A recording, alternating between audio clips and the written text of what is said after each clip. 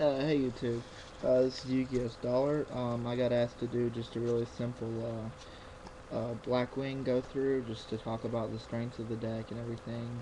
Um, Honestly, in this format, you're gonna be playing a lot more cautiously than you would normally. Like the way Blackwings used to be, they used to swarm really fast, they used to blow up really fast, and special summon, and then they'd synchro, and it'd be gamed really, really fast.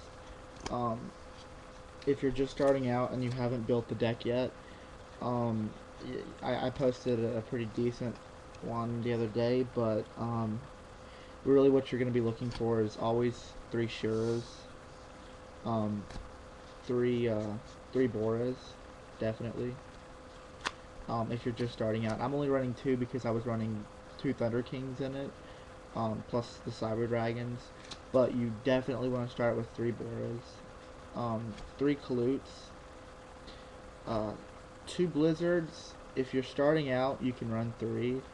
But when you start adding stuff into the deck, you have to compensate for something. You have to take something out, and Blizzard and Bora do the least amount of. They're the least effective in the deck, I would say. Besides value, um, always three Soroku. Sorokus are like your personal Cyber Dragon. Plus they pump, and it's insane. Plus, when Whirlwind's on the field, you get an easy search for anything. Bayou, I run at 1. Starting off, you can run it at 2. Dark Arm Dragon is a mandatory card. You can get it for $5 online, 5 or $6 online as a super. You can go by the 10. It's like $20, maybe marked down for like 15. Definitely one Gale. Spirit Reaper is just an optional thing, so I'm not gonna worry about that so much. The spells you have to have are Dark Hole, of course, Monster Born. You should have both of those from the old packs. Black Whirlwind, you have to have one. If you could have two, that'd be amazing, but it's limited now. Giant Tornade is good for beginners, and I run one MST. You'll probably want to run two. You have to have a Lure of Darkness. Cards for Black Feathers is pretty much the same thing for Black Wings only, um, but definitely a Lure of Darkness. It comes as a common, so that shouldn't be an issue. 3 attacks, always, always 3 attacks. It comes in the Wing Beast starter deck, and it also comes in Enemy of Justice. It's a really easy card to get. You can get it online for they're about $2 or $3 a piece now because Blackwings are so heavily played, but it's a really easy card to get. Um, I'll explain the cards after I go through the deck list again. Just stuff that you need. 2 Bottomless is really necessary. If you have one, a Solemn Judgment, but you don't need it. Delta Crow is an amazing card. I'll explain why later. Torrential Tribute, pretty good too. I run 2 Warnings, but you don't need them. They're just in there for the heck of it. And always an Impression. You really need an Impression in this deck. The Synchro lineup that you really, really need to have. Start at the beginning. Goyo and Bryo, they're great cards. They're really versatile, but you don't need them in this deck. They make you 10 times better most of the time, but you don't need them. You need 2 Arm Wings. You really need 2 Arm Wings, and at least 1 Armor Master. 2 is better though. Black Rose, again, it's not needed. Uh, Honestly, the level 8s in this deck, I would go 2 Stardust and a Colossal Fighter. Those are really easy cards to get. An Infernity Doom Dragon or a Scrap Dragon would be great. Um, Especially Infernity Doom Dragon, because you can just keep blowing up cards and you don't have to worry about it. But that's not a necessary thing. Mistworm is just in there. Regan Dragon Archfiend's in there for the just a little bit more versatile pick when you're synchroing.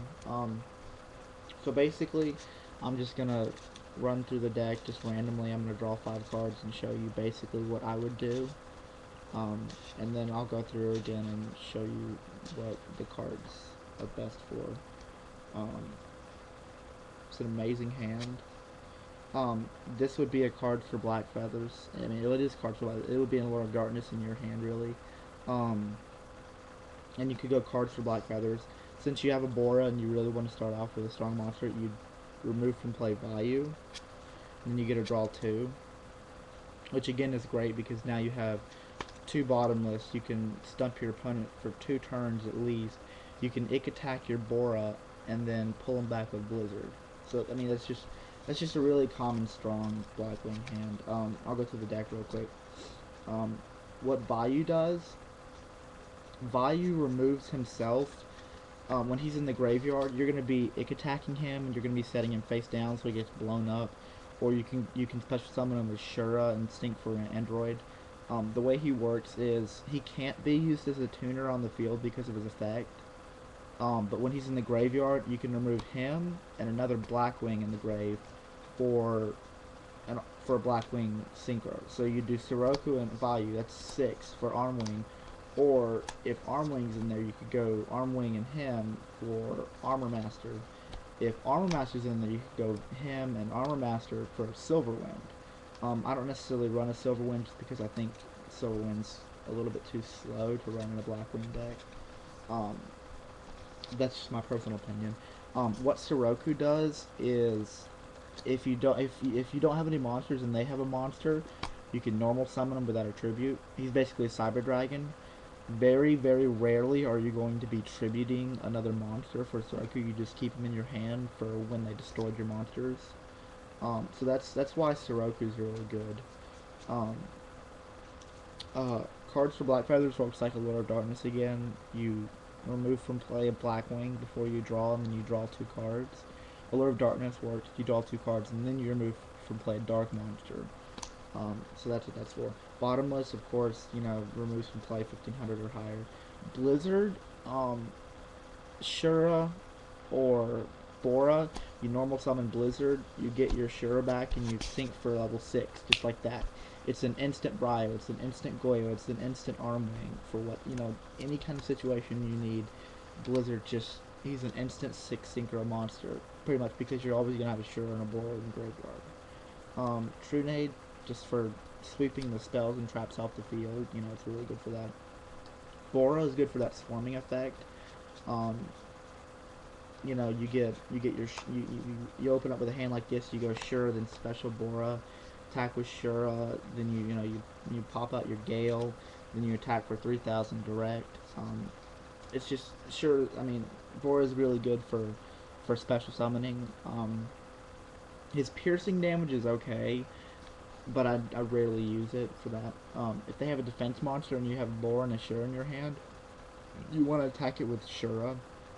When Shura kills a monster, lets you special summon a Blackwing with 1500 or less, which is going to be 3 things. It's either going to be Vayu, Kalut, or Gale.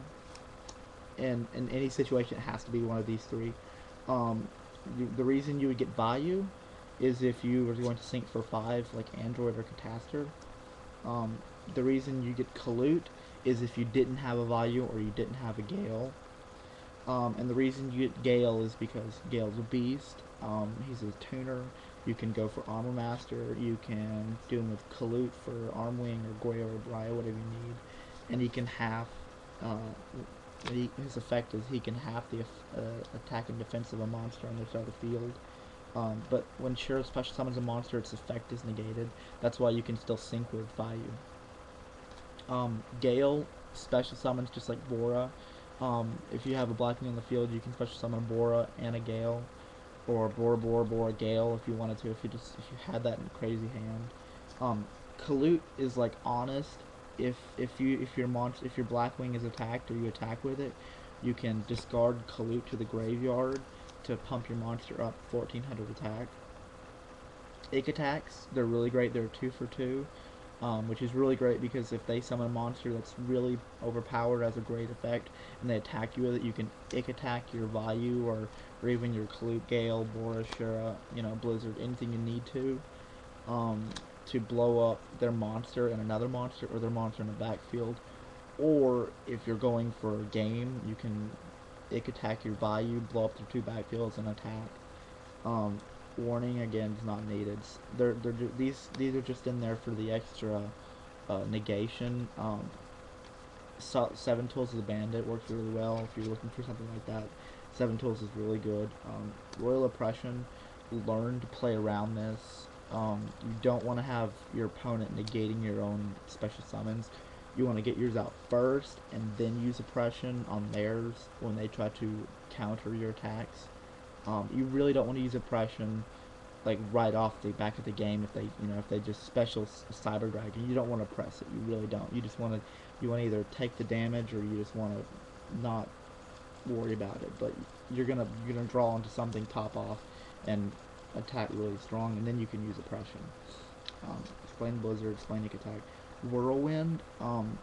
If you summon Blizzard, you get value. Sure, it gets Bora or Gale or Kalut. It gets a monster that has less attack than the one that you normal summon. It has to be a normal summon. You can't go Shura search for Bora search for Gale. It has to be a normal summon.